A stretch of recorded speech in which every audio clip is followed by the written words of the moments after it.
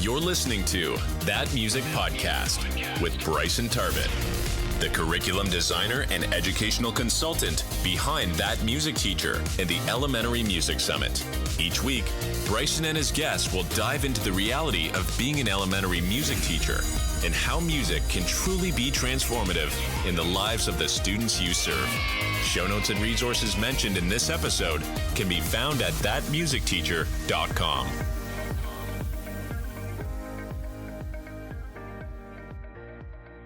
Hello and welcome back to That Music Podcast. Today we're going to be talking about sorting through all the clutter, because I know if you're anything like me, you love PD, you love going to conferences, you love finding new ideas on Instagram, TikTok, all the places. But if you're also like me, you're not so great at implementing it without actually making a conscious effort. So when I first started teaching, I gathered everything, and I had what I called my folder of shame, which was essentially all of my PD packets, anything from OMEA, screenshots of things that I found on Instagram, so many Pinterest printouts, but I never really did anything with it once I printed it out and put it in this folder. So today we're going to be talking about ways that we can actually make sure that you are doing that, because when you're just doing, when you're just printing it out or just doing it, that's not really helpful. And a lot of this comes down to when you have so many different resources, you just feel like you're drowning in resources. So instead of me kind of rehashing something that I've taught about before, what I'm going to do is I'm actually going to do this little introduction, and then I'm going to pass it over to past Bryson, who is from the Repertoire Detective Challenge we actually hosted about a year ago today. And this is the third day of the Repertoire Detective Challenges, which is all about how we're making sure once we have found all this repertoire, once we've found all these ideas, if you think you have too many resources, how you can narrow that down and make sure that they're authentic, make sure that they're high quality, and make sure that they're something that you want to hear all the time. So before I pass it over to past Bryson, if this, like I said, this is from day 3 of the Repertoire Detective Challenge. If you want to learn more about the Repertoire Detective Challenge, you can check out the link that's in the description below, or wherever you're listening. And it's also probably going to be better to watch. So if you didn't know, we also post the podcasts on YouTube. So if you head over to YouTube, again, we'll put that link in the description or show notes wherever you're listening. You'll be able to see my slides and things like that as well. But if you want to do the Repertoire Detective Challenge in its entirety, you can check out the link right in the show notes, but it's also part of That Music Teacher community. So if you're part of the community, it's in the it's in the curriculum and planning section, the Repertoire Detective Challenge in its entirety. But without any more chatter on my part, here is day 3 of the Repertoire Detective Challenge. Take it away, past Bryson. How do we know if a piece of repertoire is worth including in our classroom? And that's really what today's entire training is going to be about. Let's go back to the repertoire-based curriculum framework. So here we're right in the middle, smack dab in the middle, about making sure that the pieces we have are authentic. So we're talking about ensuring authenticity. So how do we know if a piece of music is authentic? And there are a few questions that you can ask yourself once you find a piece that you really want to double check and make sure that it truly is something that's worth including. First of all, does the piece accurately represent its origins? So if it's a piece that's saying it's a folk song from Canada, does it actually come from Canada, or is it something composed in a way that is, often misattributed to that origin? But I also want you to ask this question: does it bring you joy? Does it bring your students joy? Does it bring you as the teacher joy? When I talk about the joy, I really want us to think about it, because let's be honest, we as teachers are going to have songs stuck in our head all day, and we're going to use these pieces of repertoire for many, many years.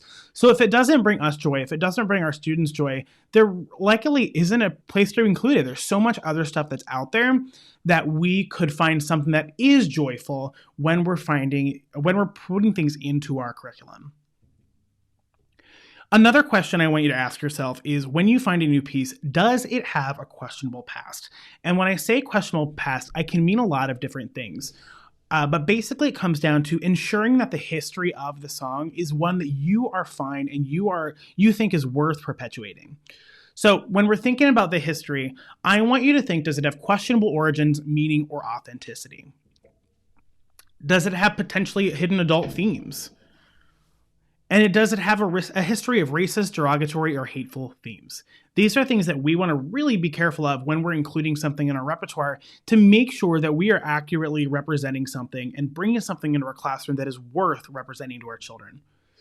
Lauren McDougall created this wonderful document that has grown so much over the past few years called Songs with a Questionable Past.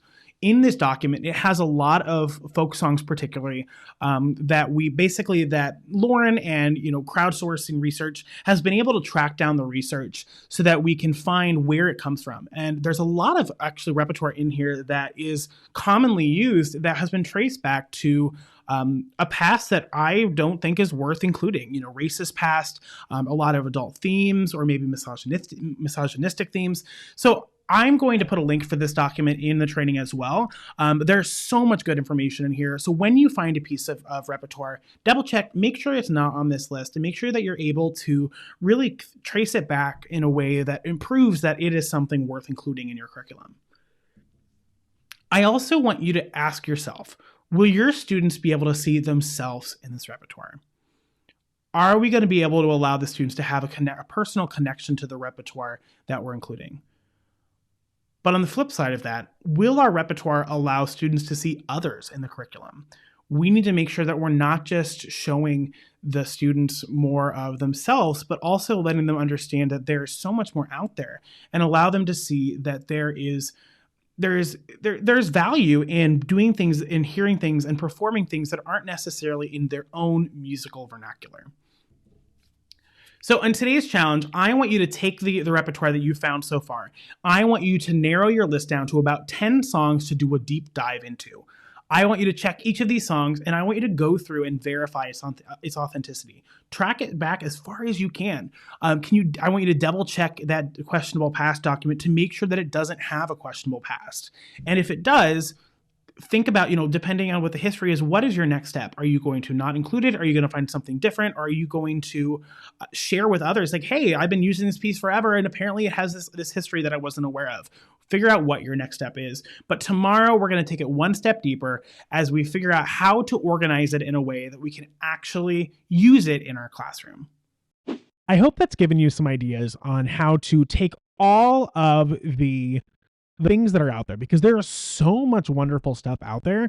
And I hope that that's given you at least a way to get started, so you can start bringing it down to the things that, because let's be honest, when we have so many resources, there's no way we're going to include them, because we can't include everything, right? We literally have to make decisions on what to include and what to exclude in our classrooms. And that's where I think taking it through the steps that I mentioned in the previous training is really helpful, because it really helps you narrow down what is worth perpetuating, what is worth getting stuck in your head, what is worth having the students talk about and enjoy and experience, and what's just not. And that'll be very situational, depending on the student population you serve, depending on you as a teacher, depending on, whatever. It'll be very specific to you. What I might weed out of my curriculum are your favorite things, and that are the best, things that your students really latch onto most. And that's okay. That's really where it comes down to the fact that we are all different. We serve different populations, and we really need to just kind of embrace that, and embrace how we can really take ownership of what it looks like to be in my classroom, and really own everything about that. So again, if you want to learn a little bit more about the Repertoire Detective Challenge, you can check out the show notes below. But I would be remiss if I did not invite you to join the Elementary Music Mini Summit, which will be on January 20th, 2024. It is a brand new event. You can grab your free ticket by heading over to thatmusicteacher.com/summit. It's going to be amazing. I am already blown away with the amount of tickets that we've had claimed, and I'm super excited to be able to offer a winter PD. We've been hearing your request for years, and we're finally able to make it happen. And again, I do want to take a moment and thank you, because sometimes we don't hear that. A lot of times we don't hear that. So I want to end this episode in a similar way like I've been ending my episodes lately, which is, in case nobody has told you, I want to thank you for making a difference in the lives of the students that you teach.